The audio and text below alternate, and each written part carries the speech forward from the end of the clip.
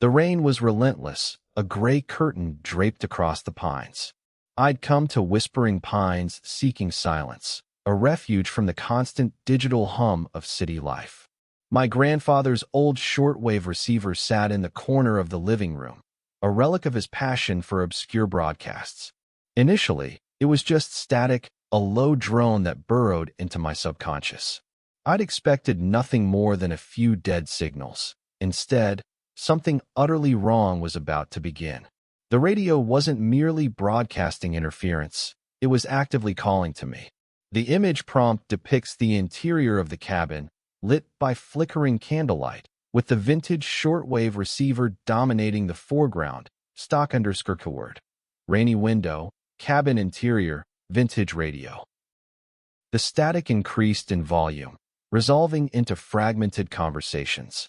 They were layered over the hum, distorted and unintelligible at first, like ghosts trying to speak through a wall. Then, they sharpened, becoming clearer, more insistent.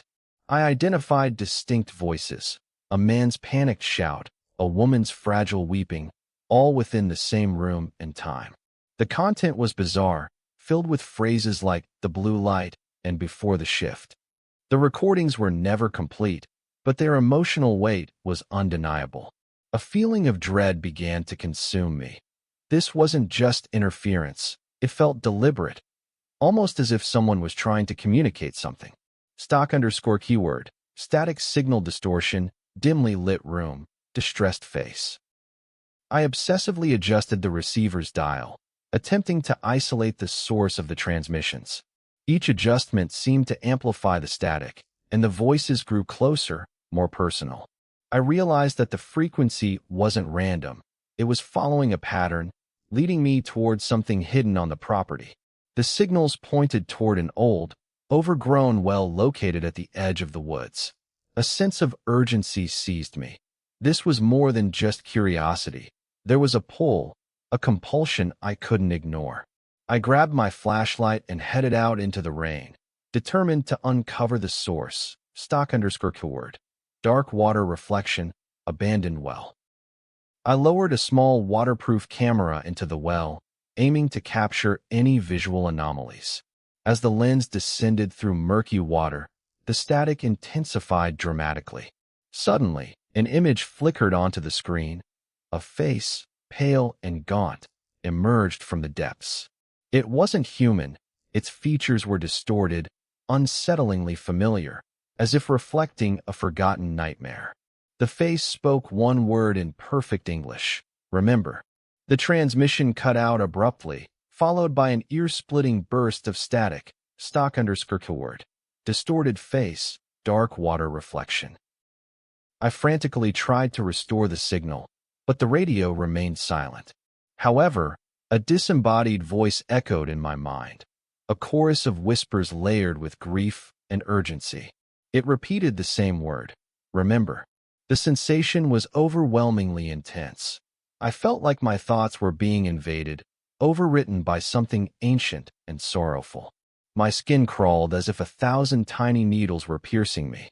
The cabin seemed to shift around me, subtly distorted, as if I existed on the periphery of reality. Stock_keyword. Rainy window, dimly lit room. Driven by a growing sense of dread and an inexplicable compulsion, I returned to the well. Examining the sides, I discovered carvings, crude images depicting figures trapped within circles, and symbols that seemed vaguely familiar from my grandfather's research journals. He had been obsessed with forgotten broadcast technologies and theories about interdimensional communication.